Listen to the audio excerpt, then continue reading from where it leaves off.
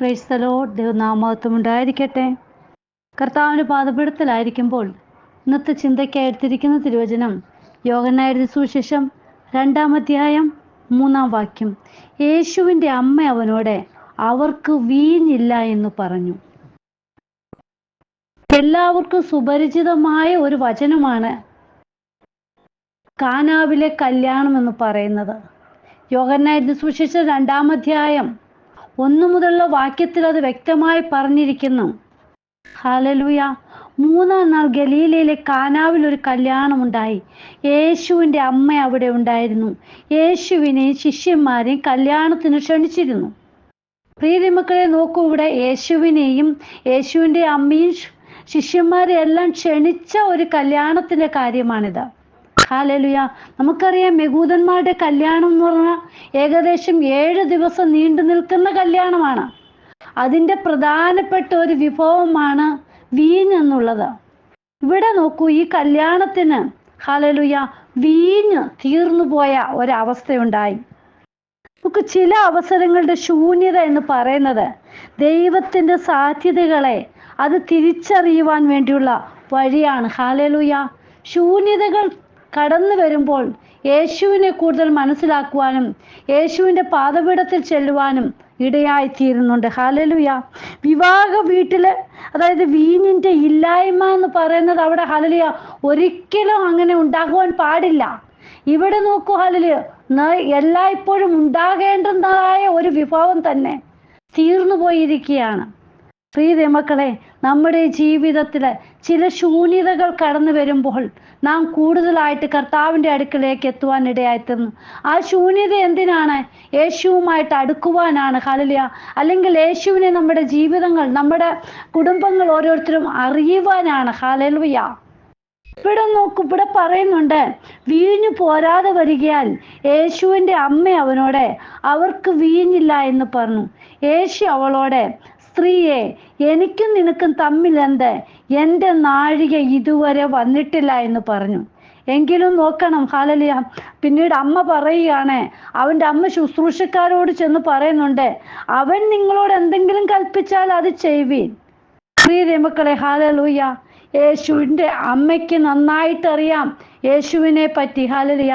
എൻ്റെ മകനോട് ഈ കാര്യം പറഞ്ഞാൽ ഹല്ലേലൂയ ഇത് സാധിക്കുമെന്നുള്ള ആ ഉത്തമ വിശ്വാസം ആ മാതാവിന് ഹല്ലേലൂയ തൻ്റെ മകനിൽ ഉണ്ടായത് കൊണ്ടാണ് ശുശ്രൂഷക്കാരോടും പറഞ്ഞത്. ഹല്ലേലൂയ. ഈ മകൻ എന്തെങ്കിലും പറഞ്ഞാൽ അത് അതേപോലെ നിങ്ങൾ കേട്ടനുസരിക്കുക, അത് ചെയ്യുക എന്ന്. ഹല്ലേലൂയ. പ്രിയ മക്കളെ, ഹല്ലേലൂയ അനുസരിക്കുന്നത് യാഗത്തെക്കാൾ ഹല്ലേലൂയ നമുക്കറിയാമല്ലോ. ഹല്ലേലൂയ പറയുക, അനുസരിക്കുന്നത് യാഗത്തെക്കാൾ ഏറ്റവും നല്ലതാണ്. അനുസരിക്കുകയാണോ അവിടെ ദൈവപ്രവൃത്തിയാണ് വെളിപ്പെടുന്നത്. നോക്കൂ, ഇവിടെ ഹല്ലേലൂയ ഒരു കരുതൽ ആ വീഞ്ഞിനെ പറ്റി ഉണ്ടായിരിക്കണം. ഒരു കരുതൽ ഉണ്ടാകേണ്ടതാ. പക്ഷേ ആ കരുതലിൽ എന്തോ ഒരു അപാകത പറ്റി. അതുകൊണ്ടാണ് ഹല്ലേലൂയ വീഞ്ഞു തീരുവാൻ കാരണമായത്. നമുക്ക് ആവശ്യങ്ങളുമായിട്ട് അതായത് യേശുവിൻ്റെ സന്നിധി ചെല്ലുമ്പോൾ അവിടെ ഹല്ലേലൂയ എന്താണ് നമുക്ക് പരിഹരിക്കേണ്ടത് അത് പരിഹരിച്ചു തരുവാൻ യേശുവിന് കഴിയും. പക്ഷേ ഹല്ലേലൂയ ഇവിടെ പറഞ്ഞു, സ്ത്രീയെ, എനിക്കും നിനക്കും തമ്മിൽ എന്ത്? എന്നിട്ടും ആ അമ്മ ഹല്ലേലൂയ വിശ്വാസത്തിൻ്റെ ഉറപ്പിൽ ഹല്ലേലൂയ ശുശ്രൂഷക്കാരോട് പറഞ്ഞു, എന്തെങ്കിലും അവർ പറയുമ്പോൾ അതേപോലെ തന്നെ നിങ്ങൾ ചെയ്യണം. പ്രിയ മക്കളെ, ഹല്ലേലൂയ എല്ലാവരും കരുതി വെച്ചിട്ട് എല്ലാ കാര്യങ്ങളും ഹല്ലേലൂയ കരുതി വെക്കുമ്പോഴും ചില കുറവുകൾ ജീവിതത്തിൽ കടന്നു വരും.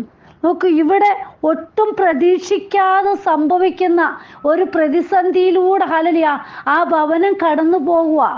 ആ സമയത്ത് അമ്മ അവിടേക്ക് ചെല്ലുക. എന്ത് ചെയ്യണമെന്ന് അറിയാതിരിക്കുമ്പോൾ അമ്മ അവിടെ ചെന്ന് അത് ശൂന്യത മനസ്സിലാക്കി ഉടനെ ചെന്ന് മകനോടാ പറയുന്നത്.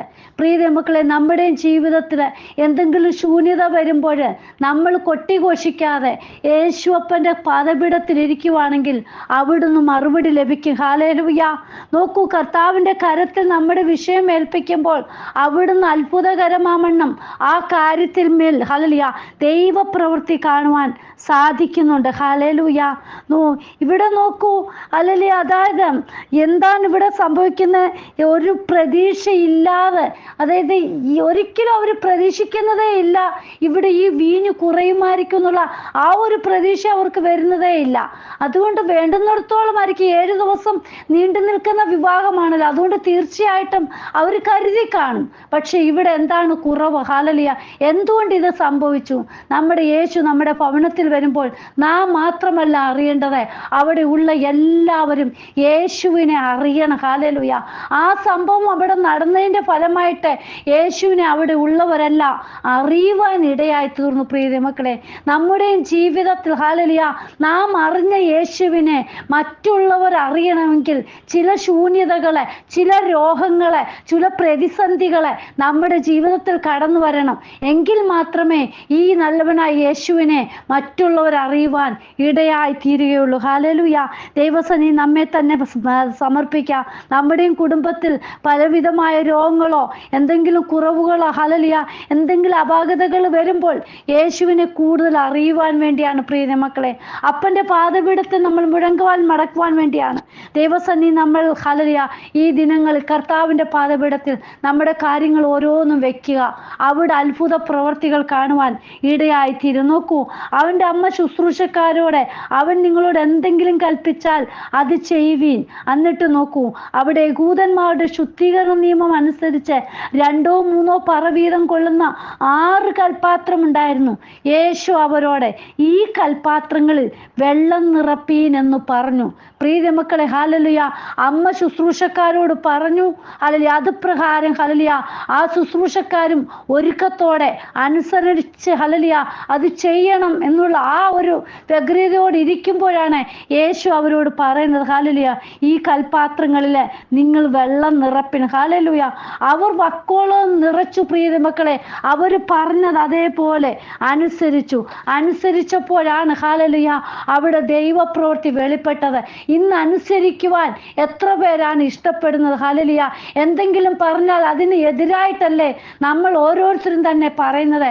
പ്രിയ മക്കളെ, ഹല്ലേലൂയ പറയുന്നത് അതേപടി നമ്മളെ ഹല്ലേലൂയ ചെയ്യുകയാണെങ്കിലാണ് ദൈവപ്രവൃത്തി കാണുവാൻ സാധിക്കുന്നത്. ഹല്ലേലൂയ. അന്നേരം നോക്കൂ, അവർ വക്കോളം നിറച്ചു.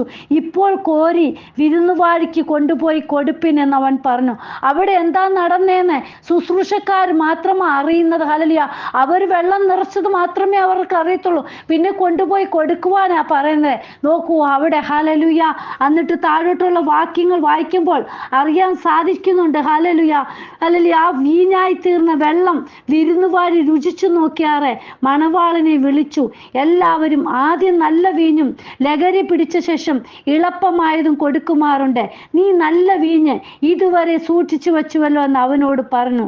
പ്രിയ മക്കളെ, നോക്കൂ, നമ്മുടെ അപ്പൻ നൽകി തരുമ്പോൾ ഇതുപോലെയാണ് ഹല്ലേലൂയ മറ്റുള്ളവർക്ക് ആശ്ചര്യം കൂറുമാർ ഹല്ലേലൂയ ദൈവപ്രവൃത്തി വെളിപ്പെടും. പ്രിയ മക്കളെ, ഇതെങ്ങനെ സംഭവിച്ചു എന്ന് ചോദിക്കത്തക്കമാണ്. ഹല്ലേലൂയ അവരൊന്നും ഒരിക്കലും വിചാരിക്കത്തില്ല നമുക്കിതൊക്കെ കിട്ടുമോ, ഇതൊക്കെ നടക്കുമോ എന്ന്. പക്ഷേ നമ്മുടെ അപ്പച്ചൻ ഹല്ലേലൂയ നോക്കൂ, ഇപ്പോൾ രൂപപ്പെട്ടിരിക്കുന്ന ആ പ്രതിസന്ധിയുടെ ഹല്ലേലൂയ ഒരു കുറച്ചു സമയമേ ഹല്ലേലൂയ, പക്ഷേ ഹല്ലേലൂയ ദൈവപ്രവൃത്തി വളരെയധികമാണ് അവിടെ കാണുവാൻ സാധിച്ചത്. ഹല്ലേലൂയ ഒരല്പസമയത്തേക്ക് ഒരു കുറവ് സംഭവിച്ചെങ്കിൽ പ്രിയ മക്കളെ നമ്മൾ തകർന്നു പോകുവാനല്ല, അപ്പൻ്റെ പാദപീഠത്തിലേക്ക് ചെല്ലുമ്പോൾ ആ പ്രതിസന്ധികളെ തരണം ചെയ്തു പോകുവാൻ ദൈവം നമുക്ക് കൃപ തരും. ഹല്ലേലൂയ നമ്മെ ശക്തീകരിക്കും, നമ്മെ ബലപ്പെടുത്തും. ഹല്ലേലൂയ നമ്മുടെ ശൂന്യതകൾ ഏതായാലും അത് മാറ്റിത്തരുവാൻ കർത്താവപ്പച്ചന് കഴിയും. ഹല്ലേലൂയ നാം അപ്പൻ്റെ കരങ്ങളിലേക്ക് നമ്മുടെ വിഷയം ഏൽപ്പിച്ചാൽ മതി. ഹല്ലേലൂയ അപ്പൻ അവിടുന്ന് എല്ലാ കാര്യങ്ങളും നടത്തി തരും. ഹല്ലേലൂയ വിശ്വാസത്തോടെ നമുക്ക് മുന്നേറാം. പ്രിയ മക്കളെ, നമ്മുടെ ഏത് കുറവോ കുറ്റോ എന്താവട്ടെ കർത്താവിൻ്റെ പാദപീഠത്തിൽ വേണം വയ്ക്കുവാൻ, മറ്റുള്ളവരുടെ മുന്നിലല്ല. ഹല്ലേലൂയ മറ്റുള്ളവരൊക്കെ കേൾക്കുമ്പോൾ അവരത് ഹല്ലേലൂയ കൊട്ടിഘോഷിക്കുവാൻ ഇടയായിത്തീരും. പക്ഷേ യേശുപ്പൻ്റെ പാദപീഠത്തിൽ വയ്ക്കുമ്പോൾ നാമും അപ്പനും മാത്രമേ അറിയത്തുള്ളൂ. അവിടെ ദൈവകരങ്ങളും ഹല്ലേലൂയ പ്രവർത്തിക്കും.